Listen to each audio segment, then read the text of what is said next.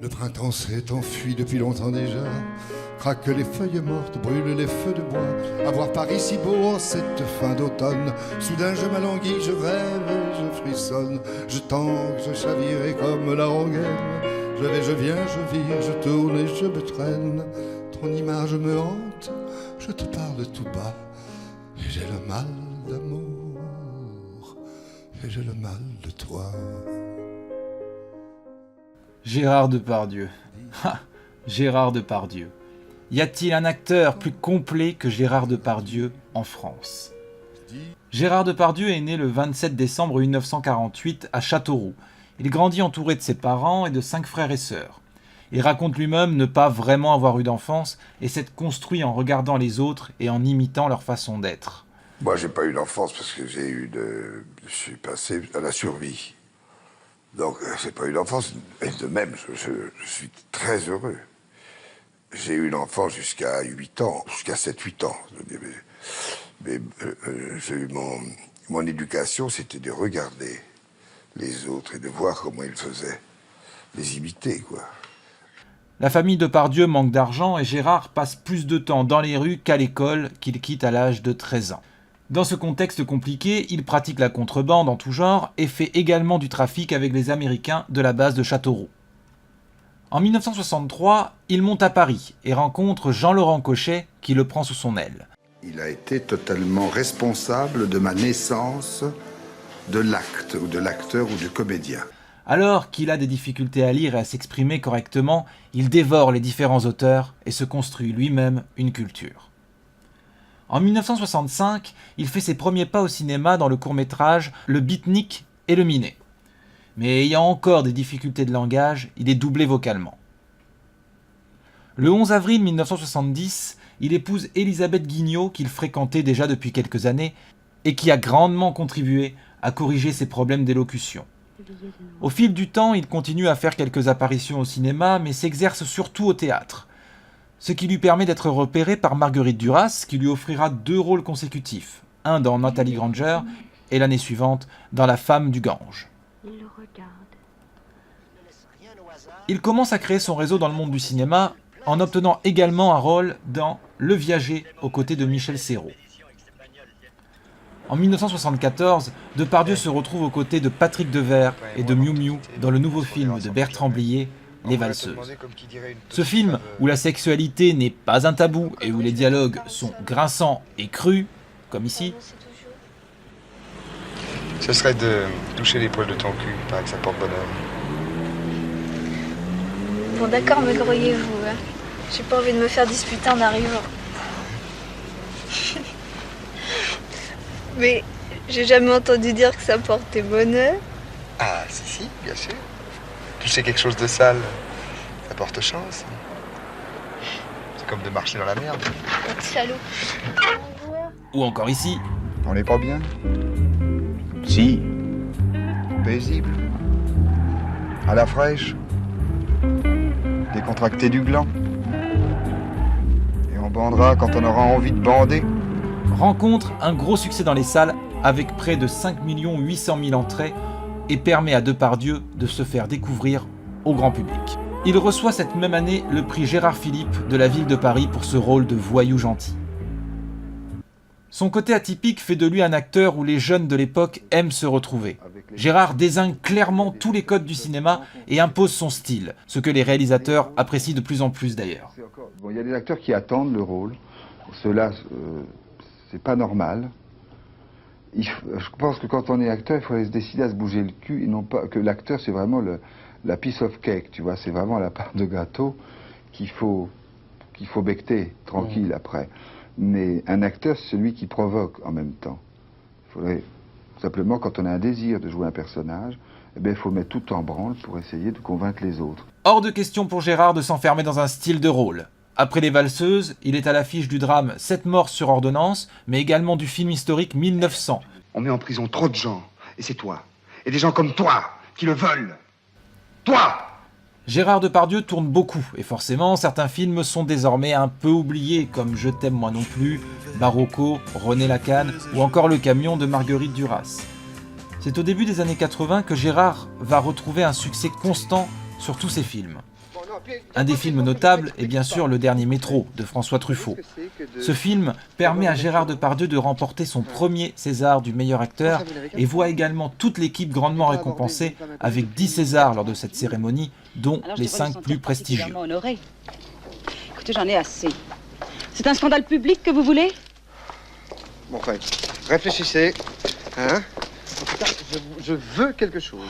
Un nom, une adresse. Vous avez un téléphone? Moi, je m'appelle Bernard. Vous voulez mon téléphone? Vous le voulez absolument? Ah oui, oui, formidable, je note. Odéon Oui. 8400. Alors, Odéon 8400. Odéon 8400. Mais enfin, vous vous foutez de moi! C'est le téléphone de l'horloge parlante! Cette même année, Depardieu interprète un gangster dans Inspecteur la bavure avec Coluche sous la direction de Claude Zidi. Coucou, me revoilà, mon Michelou. Hein, souris, on est un couple. Hein, allez, avance, avance, parce que ça, c'est un revolver. Le film rencontrera un grand succès avec plus de 3 600 000 tickets vendus. Mais le plus gros succès commercial arrive grâce à Francis Weber qui a l'idée d'associer Gérard Depardieu à Pierre Richard. Ce film s'appellera La Chèvre, il sortira en 1981 et permet pour la première fois à Gérard Depardieu d'être en tête du box-office. La dernière fois, on a eu un problème. On a bien failli rester. C'était à Orly au décollage. Les volets sont restés coincés. On n'a pas pu monter. On a quitté la piste, on s'est planté dans un champ. Ça arrive plus souvent qu'on ne croit, il paraît.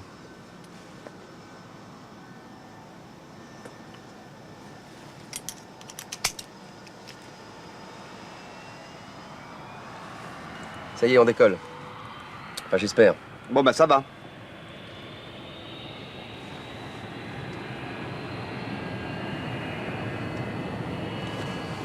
Il roule bien longtemps, je trouve.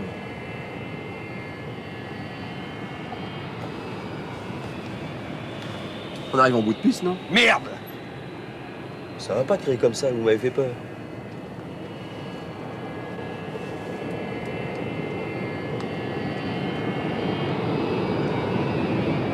Pourquoi il décolle pas, ce putain d'avion?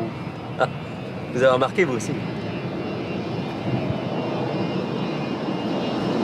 Ça y est, on a décollé. Avec plus de 7 millions d'entrées, il est un des plus grands classiques de la comédie française. Ce tandem gagnant, Weber le mettra en scène 2 autres fois dans Les Compères en 1983. Maintenant, on rentre ou je vais me fâcher. Ok Gérard, on y va. Et donc dans Les Fugitifs en 1986. Gendarmerie nationale, vos papiers, s'il vous plaît.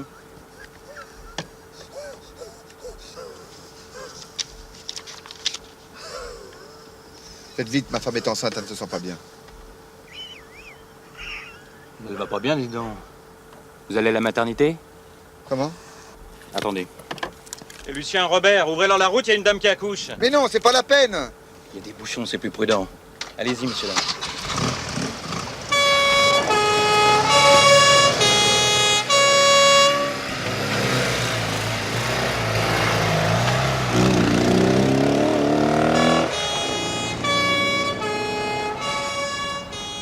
Qu'est-ce que je fais maintenant? J'accouche? Laisse-moi réfléchir.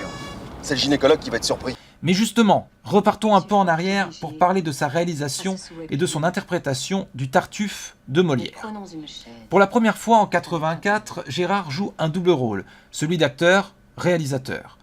Le film ne remplit pas vraiment les salles, mais pourtant il est de qualité, et tout en restant fidèle à la pièce de Molière, Depardieu y met sa patte, et ça fonctionne. Comment de votre mal vous sentez-vous remise? Fort bien. Et cette fièvre a bientôt quitté prise. Mes prières n'ont pas le mérite qu'il faut pour avoir attiré cette grâce d'en haut. Mais je n'ai fait au ciel nulle dévote instance qui n'ait eu pour objet votre convalescence. Votre zèle, pour moi, c'est trop inquiété.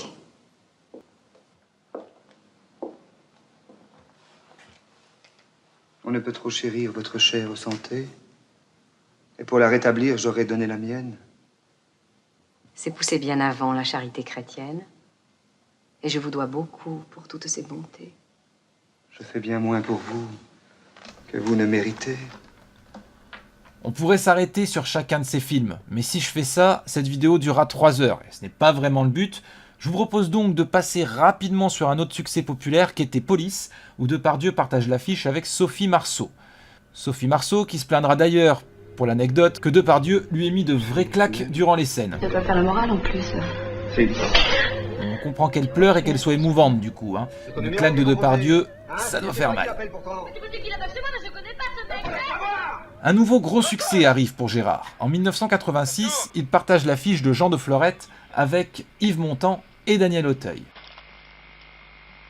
Partez! Je veux recevoir en pleine figure cette eau bénite que la Providence nous envoie. Merci. Bénissez cet orage, Seigneur. Bénissez cet orage. Oh, merci. Merci, mon Dieu. Merci. Merci, mon Dieu. Oh, merci. Merci. Oh. Une nouvelle fois, plus de 7 millions d'entrées et de nombreuses récompenses couronneront ce film, notamment le César du meilleur acteur pour Daniel Auteuil. Cette même année, Gérard retrouve le réalisateur qui l'a fait découvrir au grand public, Bertrand Blier, dans l'incontournable Tenue de soirée. Comme dans Les Valseuses, ils partagent l'affiche avec Miou Miou, et à leur côté s'ajoute le génial Michel Blanc. Je vais t'enculer. Je vais t'enculer et tu jouiras. Ton fion, il en pourra plus d'extase. Ouais, on verra plus tard. On notera tout de même que Depardieu a déclaré, en hommage à son ami Patrick Devers, décédé en 1982, « Si tu n'étais pas parti, c'est peut-être toi que j'aurais embrassé dans Tenue de soirée. » Il retrouvera Bertrand Blier 3 ans plus tard dans Trop belle pour toi, film qui sera également un joli succès avec plus de 2 millions d'entrées. Il est difficile de résumer Gérard Depardieu en un film, cependant beaucoup ne peuvent oublier sa performance dans Cyrano de Bergerac en 1990. Une dent qui m'aurait une dent et qu'en somme imprudent j'allais fourrer le nez, le doigt entre l'écorce et l'arbre, car ce grand pouvait être de force à me faire donner sur le nez, sur les doigts. Mais j'ajoutais, marche Gascon, fais ce que doit. J'avance et tout à coup me trouve nez à nez, face à face. Oui, avec son braillard enragé qui puait à plein nez, l'oignon et la vinasse. Je bondis, front baissé, nez au vent, et je passe. J'en estomac 2, j'en empale un tout vif. Quelqu'un m'ajuste, paf, et je riposte. Pif. Tonnerre, sortez tous. C'est le réveil du tigre. Sortez, laissez-moi seul avec cet homme. Pire. Le gagnant est...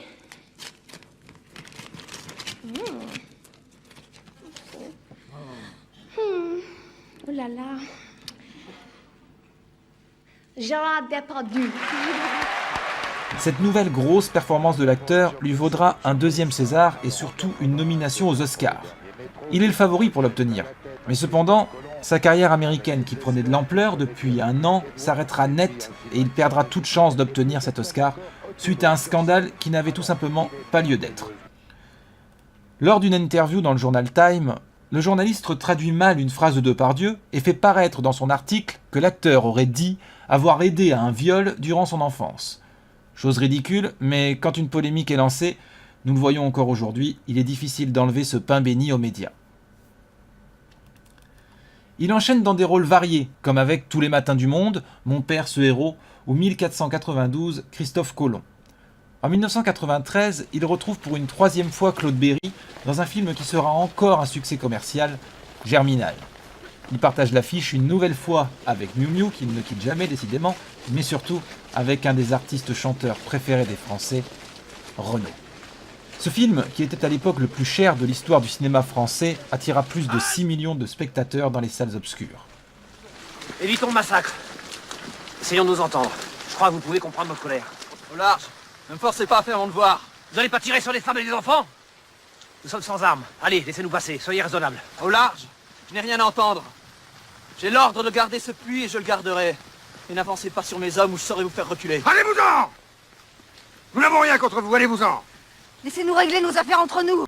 Ce fut un film long à tourner et je vous invite, si vous le souhaitez, à vous renseigner plus en détail sur son histoire. Vous y verrez d'ailleurs par exemple que l'année qui suit, il recevra plusieurs nominations au César. En 1994, Depardieu est de nouveau à l'affiche d'un film historique où il tourne avec un autre acteur, adulé par les Français, Fabrice Lucchini. Ils seront tous deux nommés au César l'année suivante pour leur rôle dans ce long métrage de Yves Angelo. En 1995, Gérard enchaîne les succès en salle avec Elisa, Le hussard sur le toit, mais surtout Les Anges gardiens, réalisé par Jean-Marie Poiret. Il partage l'affiche avec l'acteur fétiche du réalisateur, Christian Clavier. Et la salle de bain là, et voici le lit. Ah oui, il a l'air très moelleux. Bon, écoute, c'est très bien, l'hôtel est plein, à la guerre, comme à la guerre, merci mon vieux. On n'a plus besoin de vous. Hein. Quelle violence, mon fils. Cette comédie attira plus de 5 millions de fans dans les salles, et même si d'un point de vue visuel, la réalisation a pris un petit coup de vieux, il reste aujourd'hui une comédie rythmée, originale, et surtout interprétée par un tandem qui fonctionne à merveille.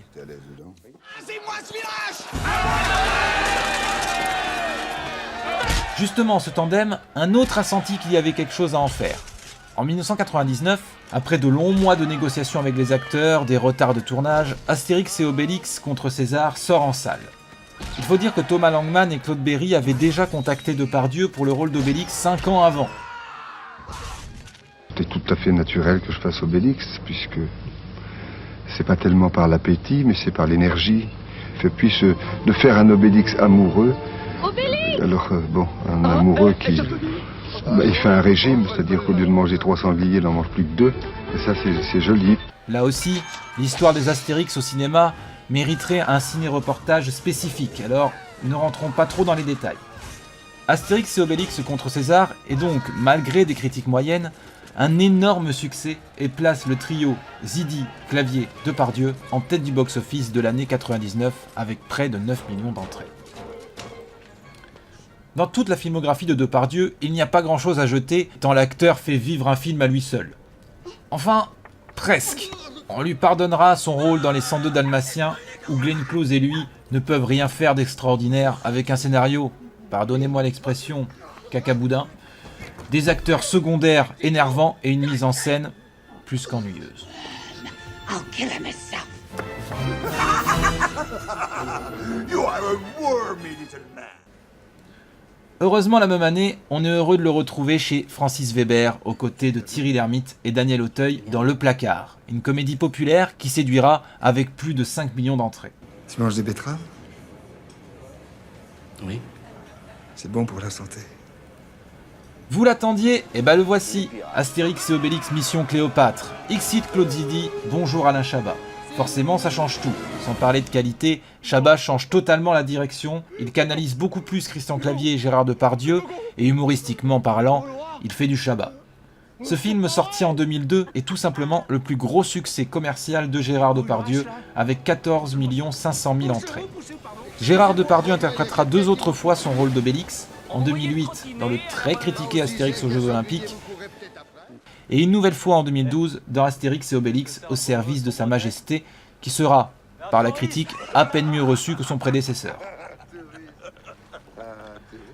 Le gros succès de Mission Cléopâtre ne change en rien l'approche de Depardieu, et en 2003, il est à l'affiche de la nouvelle comédie populaire de Francis Weber, Tais-toi, où il interprète avec brio Quentin, un simple d'esprit, à la gentillesse catastrophique. T'as vu les 2 grosses tentes là-bas? Chez nous, connard. Oh merde, En 2004, il arrive encore à surprendre avec son interprétation incroyablement juste dans 36 quais des Orfèvres. Il se fait également apprécier dans le remake de Boudu réalisé par Gérard Jugnot, ou encore dans le film Quand j'étais chanteur, où il fait découvrir chez lui une sincérité et une nuance du jeu encore plus large qu'imaginé auparavant. En 2007, il est à l'affiche de La Môme, où il interprète Louis Leplay. Ce film, aux 5 millions d'entrées, permettra à Marion Cotillard d'obtenir l'Oscar de la meilleure actrice. En 2010, il émeut dans La Tête en friche, et régale aux côtés de Lucchini et Deneuve dans Potiche de François Ozon. Quel amour vas-tu t'habiller? Les arbres sont encore... On notera aussi son interprétation de DSK dans Welcome to New York, reprenant l'affaire du Sofitel. Gérard déclarera au sujet de ce rôle « Parce que je ne l'aime pas, donc je vais le faire. Il n'est pas aimable, je pense qu'il est un peu comme tous les Français, un peu arrogant. Je n'aime pas trop les Français d'ailleurs. Surtout lui. Il est arrogant, il est suffisant, il est jouable. » Gérard Depardieu aura également tourné dans divers téléfilms et séries comme Napoléon avec Christian Clavier, et en 2016, il sort la série Marseille pour laquelle il reçoit de nouveau un bon accueil de la critique. On regrettera ces derniers temps de ne plus voir Depardieu dans des succès populaires de qualité. Dommage, on aurait pu penser que l'association Auteuil-Depardieu-Quiberlin fasse mouche en 2018 dans Amoureux de ma femme, mais il n'en fut rien. Le film est un bon divertissement, mais il n'a pas rencontré son public. Je crois beaucoup à la famille. Je crois en tout cas que dans la famille, on peut retrouver les joies de l'enfance, la tribu. Avec cette immense carrière, j'en oublie la vie privée de Depardieu. Alors, sans rentrer dans les détails, je peux vous dire qu'il est le père du regretté Guillaume Depardieu et de la délicieuse Julie Depardieu, et également qu'il a eu diverses relations, notamment avec Carole Bouquet. Et oui, c'est un homme de goût. Alors on ne parlera pas de ses divers petits accidents de moto, certains avec un petit peu trop d'alcool dans le sang, ni de ses engagements politiques, car au final, ce qu'on retiendra de Gérard Depardieu, c'est son immense filmographie. Tellement de gens du cinéma vantent encore les mérites de Gérard Depardieu. Blier, Richard, Blanc, Jacques Weber, Francis Weber, pour ne citer que. Qu'on aime ou qu'on n'aime pas Gérard Depardieu, il faut être ignare et inconscient pour ne pas reconnaître le talent indéniable de l'acteur.